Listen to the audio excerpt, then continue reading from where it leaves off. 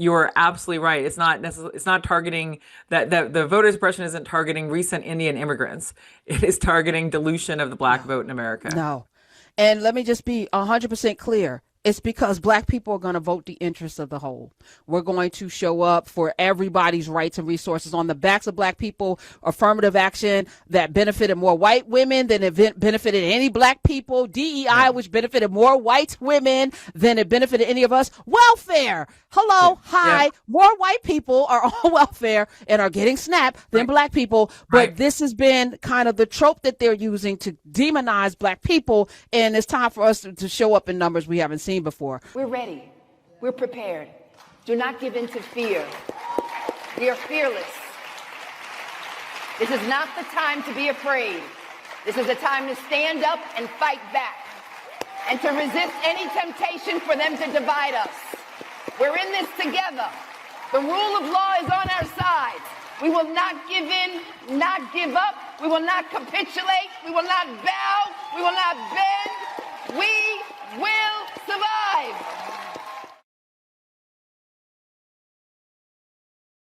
She is former Deputy Assistant Attorney General in the Office of Legal Policy at the Department of Justice back in the day. Her book, Without Precedent, we just interviewed her last week.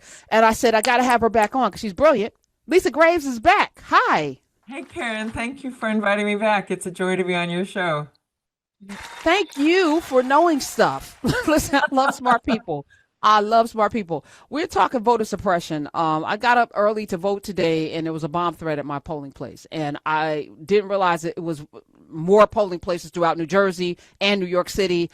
And I said, "Wow, this is how it happens." Yeah.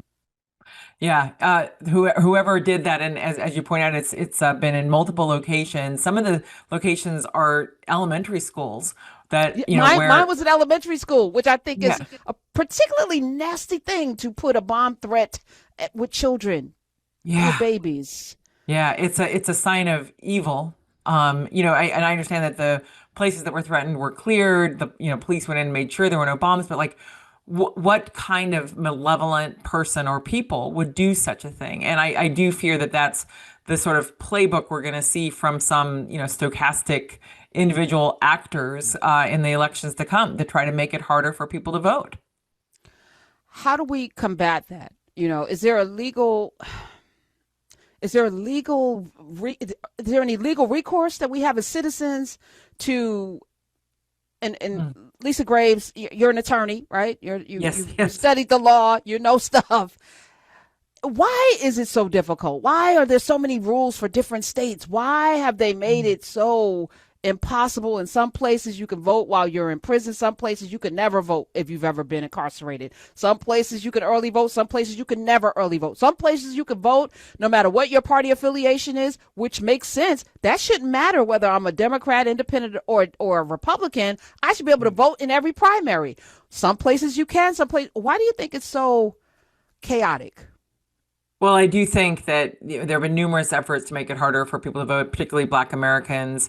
There's, been a tremendous effort to overcome the prison disenfranchisement, for example, in Florida, heroic efforts to restore people's voting rights, which quite frankly never should have been taken away. No one should lose their right to vote just because they commit a crime and then do their sentence and get out. No one should be barred in that way. But even in Florida, where there was this tremendous grassroots effort to restore people's fundamental right to vote, then the Ron DeSantis administration sought to stop that and sought to try to chill people from voting and engaged in a series of prosecutions or threats that were really flimsy. So this is the pattern of American history, is that there are people, powerful people, and often, I see it in white dominated legislatures, to make it harder for Black Americans to vote in particular, or any people of color. And also to dilute the vote, which is what the Supreme Court is looking at right now. And that's argument that was held in October, where John Roberts is poised to accomplish what he could not accomplish in the Reagan administration, which was to neuter Section 2 of the Voting Rights Act. So this is a challenge we face, and it's simply outrageous. We have to come together. We have to stand up for that right to vote, because it is a gateway right, as John Lewis said, to all of our other rights. Let me I want to push back a little bit on this people of color thing. And I'm going to play a George Carl. I'm going to play a clip when we come back.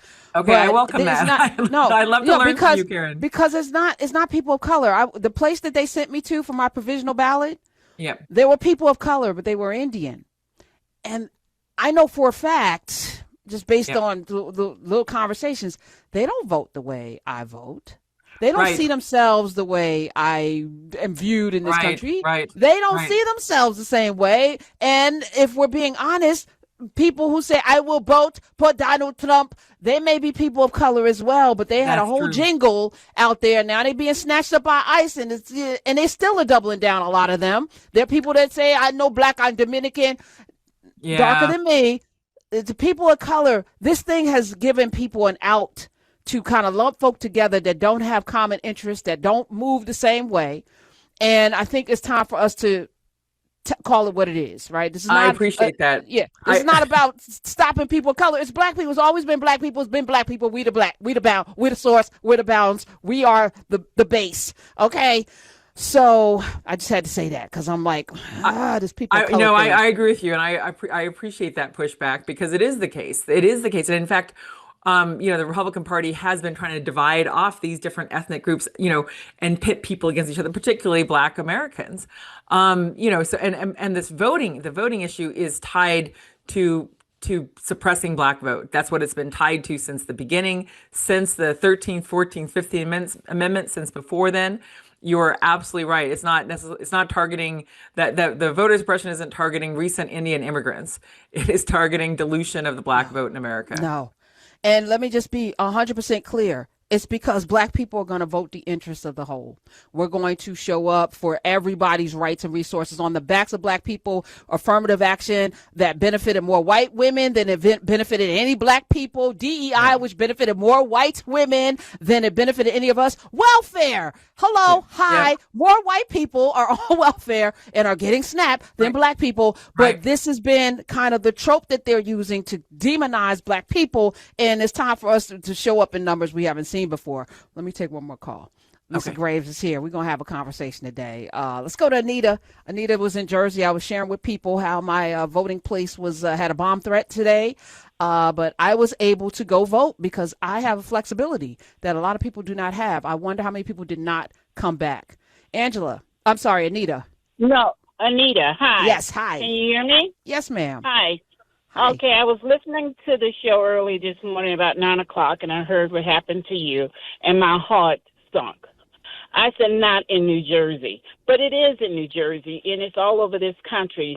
And to think that they're doing and paying these taxes to resist, like they're saying, they're trying to suppress the vote. It is very sad, very sad. Right now, my heart hurts. I want to cry because that's the one thing, and I keep trying to tell people that we have, that's the only equal thing we have in this United States. I've talked to so many people over the last week, and especially today. I had a woman to tell me her 58-year-old son who lives with her don't vote. You know, I said I would have kicked his ass out my house. You understand? Yes. I mean, these people do not understand the power of the vote. I pray for you and Lorraine. You guys are hitting it so hard on what's true. They're clinging to their whiteness and want to be whiteness because it's privilege and it's power, you know? But we're stronger than all of this. But I pray for you. I pray for Lorraine. You're hitting it. They have crushed us with this religious stuff, and I'm spiritual. But when I heard what happened to you today, and I've been hearing it here in New Jersey, I live in Plainfield, and I text, I don't know, over 100 people today, please go vote. Call family, call friends, because that's what they want us to do. Yes. You know, and yes, I yes. thought I was safe here living in this blue state. I have relatives in red states, and I said I would never move to a red state. But Yes, these people now about saying, the- oh, it's the taxes. It's the taxes. Yeah, That's it's bullshit. not. And here's the other thing, Anita. We have to go to a break. It's the adjacency to whiteness has not benefited these people because in these places that are heavily MAGA, they're last in economics. They don't make enough money. Their teeth are falling out. Their health care is poor. They are last in education. It has not benefited them. Not at all. Not even a little bit. You take the bottom states in our union. When you think about states like Jersey, Connecticut, New York, California, They send more money. They're the welfare providers for these states that vote against all of our common interests. And God forbid you are somebody who's black and has the audacity to sit your ass home or worse, cast a vote for this. Are you serious right now? Y'all, come on. We can do better, though. And I'm happy because 92% of the people who voted, who were black, women, voted for our common interests. And nearly 80% of black men who voted over more than any other demographic in this country. So we got it. We're not stupid. And if everybody listened to us, the world would be a better place. That's all I'm going to say. We're ready. We're prepared. Do not give in to fear. We are fearless. This is not the time to be afraid. This is a time to stand up and fight back and to resist any temptation for them to divide us. We're in this together. The rule of law is on our side. We will not give in, not give up. We will not capitulate. We will not bow. We will not bend. We